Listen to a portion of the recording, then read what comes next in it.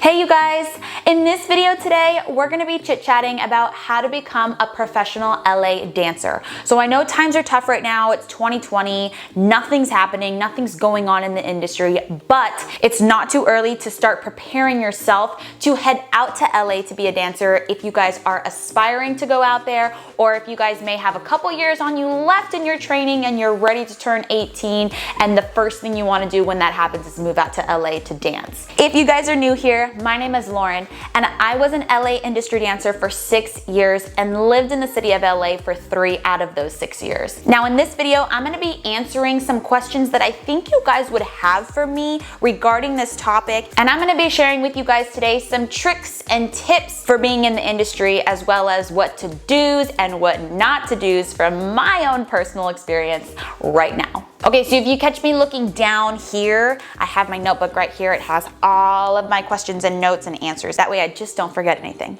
So, how to become a professional dancer in LA in a normal time? First question, do you need to live in the city in order to be an LA dancer? The answer is no. You do not need to live in the city. I didn't live in the city, like I said, for 3 out of the 6 years. I actually lived in Orange County, which mileage-wise, it's about 40 miles away from the city, and that's downtown LA. But timing-wise, if I left at the wrong time of the day, it would take me about 2.5 hours to get to where I needed to be, whether it was a class or an audition. I really didn't mind living outside of the city and doing that commute in, but I also am very wise and aware of my time management. So if I had to be somewhere, an audition or a rehearsal at 9 a.m., I would leave my house at 6:30 a.m. because I knew that would take me and get me to my destination at 8:30 a.m. That way I'm 30 minutes early. Yes, that is very early in the day, but if you guys don't wanna pay that high rent in LA and aren't really that city life kind of person, and you kind of like the outskirts of LA, you can totally do the industry without living in the city. I did live in the city for 3 years. I lived in North Hollywood, which is the Valley, and then I lived in Hollywood, like the heart of Hollywood. And I will do a separate video on both of those experiences because they are in the same city, yet they are so different. I will be doing a separate video on that. Of course, living in the city and living in LA does keep you in the loop of dancers, choreographers, artists, famous people. So it does give you a little bit more of an advantage. You know, you may be up the street from your class, you may be up the street from your rehearsal, you may be up the street from your audition, and maybe you can just walk to your audition from your house. But living outside of this city, it is gonna be a little bit more time because of the traffic. So keep that in mind if you guys are thinking of going to the industry but not living in the city. All right, moving on. Do you need an agent to work as a professional dancer? Again, the answer is no.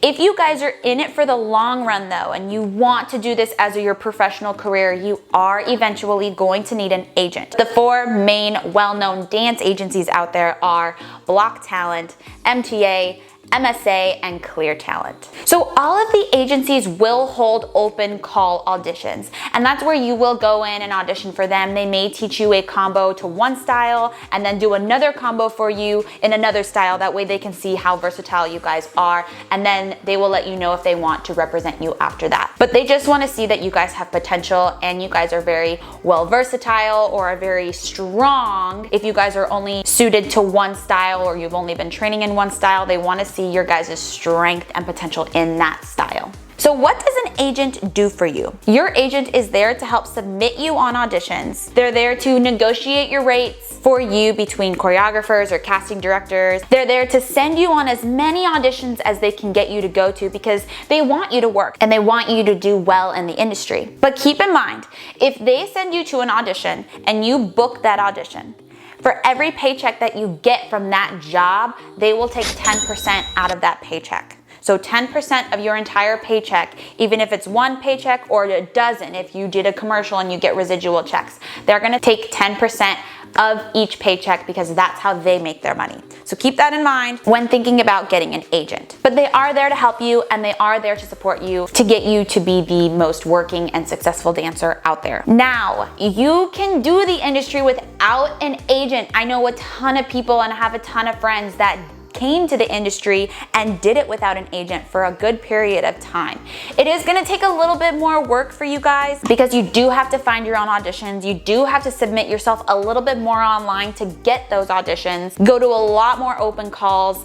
I know a lot of people that didn't have representation go to closed auditions, and the casting directors and choreographers let them audition. So there's sometimes that little scenario can happen, but if you guys are gonna be in it for the long run, I highly suggest that you do go get an agent. Okay, so this really isn't a question. This is just a little tip for you guys. Get your headshots taken and put your resumes together before you guys get out there if you guys are planning on moving out to LA, or right as you get out there. That way you guys are prepared. One of the little hacks that I figured out while living out there: buy your own little stapler, like a little mini stapler from like Staples or FedEx. I don't know if they sell staplers. Home Depot? Office Depot, Staples, Walmart, Target, wherever they sell those mini staplers, go get yourself one. I kid you not, you guys, it's going to save you so much time. When you go get your headshots printed out, don't print out one headshot.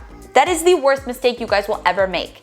Go get multiple headshots printed out. That way you have a stack at home, so when you guys get a last minute audition call, or you know you have an audition but you don't have time to go get your headshot or resume printed out, you already have it ready to go at your house. And all you do is just pick it up, put it in a folder, put that folder in your dance bag, and you are ready to go.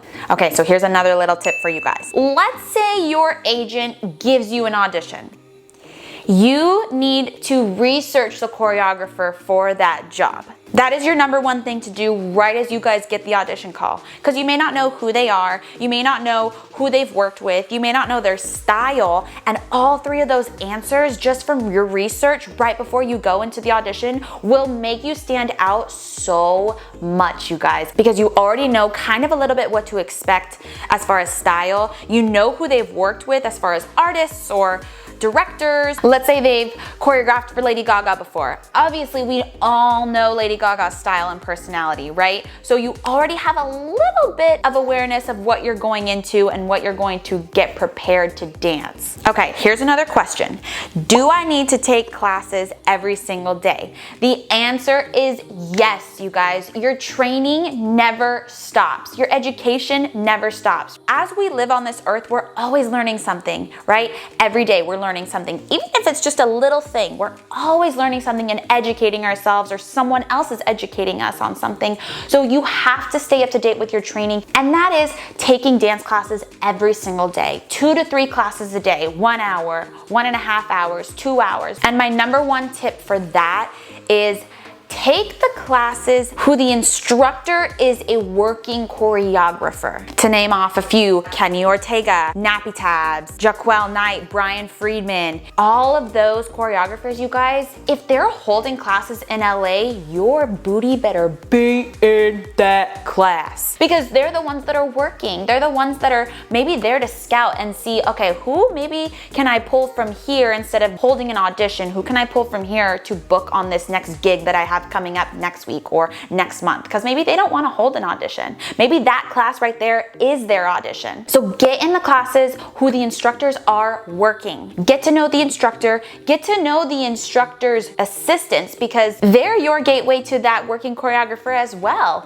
See if those assistants are teaching their own classes and holding their own classes, because maybe that's your in too. And take multiple dance styles, you guys. Don't just take the styles that you feel you're strongest in, or you feel you're comfortable in, or look good in, because we already know that. We already know that you guys can do that certain style. Get yourselves in the basics: ballet, tap, jazz, hip hop, contemporary.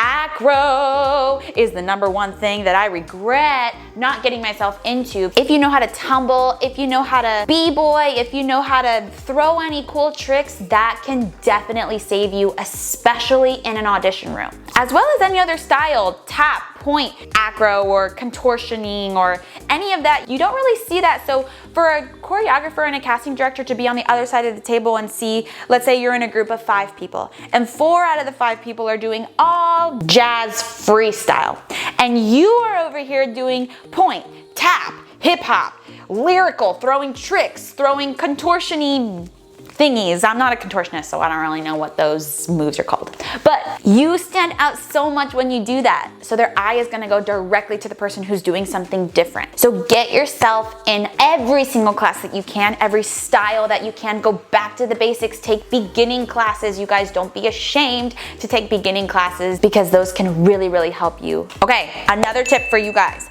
Aside from training, because that is one form of training, taking classes every day, 2 to 3 classes a day, you've got to work out.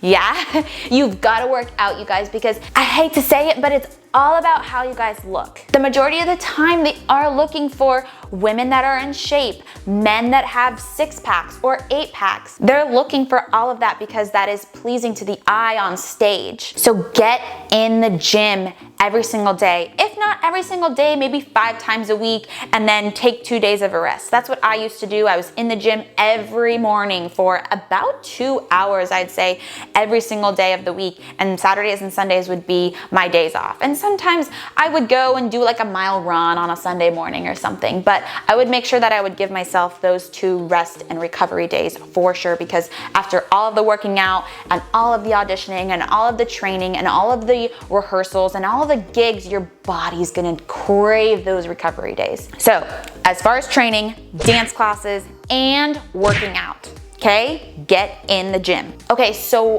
what is the secret of being an LA dancer in LA? How do the dancers book so many jobs? How do they know so many people? How do they always get direct booked on jobs?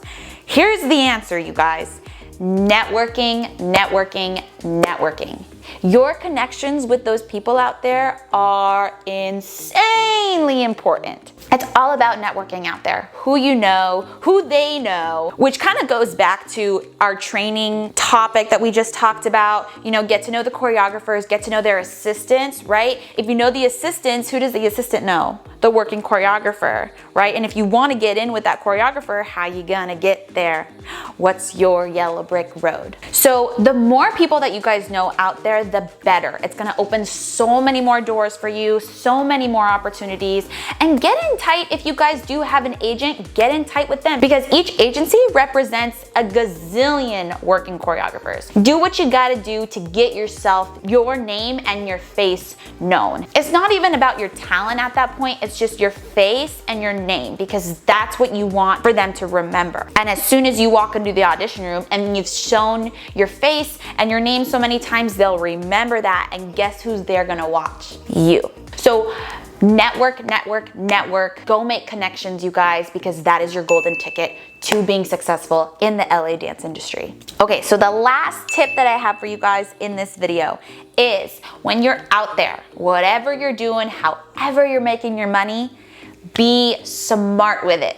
Be smart with all of your income, you guys. This is from personal experience. This is what I did not do. So do not save your money and spend it all, because that's what I did. Save, save, save your money, you guys. From every gig that you make, whether it's little, small, big, it's a residual check, save your money. And if you are going to spend it, the best way for you guys to spend it is investing it back into yourself, because you're gonna make yourself money, right? You're the only one that can make yourself money. So why not invest into you to make yourself better, or make yourself more educated, or elevate your dancing skill, elevate your singing skill, elevate your acting skill. That way you guys can book more jobs to make more money.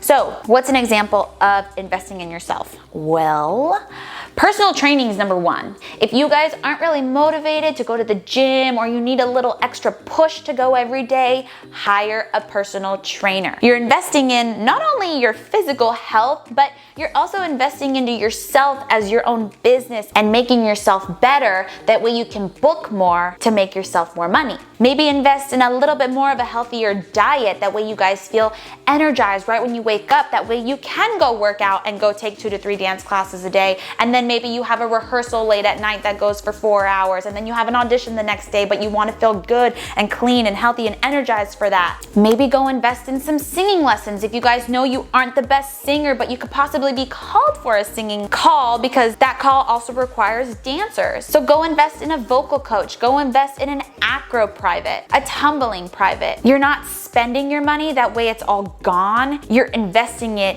into yourself. That way you can produce more to bring in more money. Invest, invest, invest your money back into yourself if you are going to spend any of it. So there are a couple of tips and hacks and answers to some of your guys' questions, if those were any of your guys' questions, on how to be a professional LA dancer. And if I didn't answer any of your guys' questions that you guys still may have right now, let me know down in the comments section. I would love to give you guys an answer back. If I know the answer is gonna be a little bit hefty and a little bit lengthy, I do not mind doing another video on your answer to that question, because if it helps you and gives you value, that's all I want. So thank you guys so much for watching today. Give this video a thumbs up if you guys did end up enjoying it. And don't forget to subscribe and ring that bell if you guys would love to see more videos like this one. I love you all. Mwah. And I'll see all of you guys in the next one. Bye guys.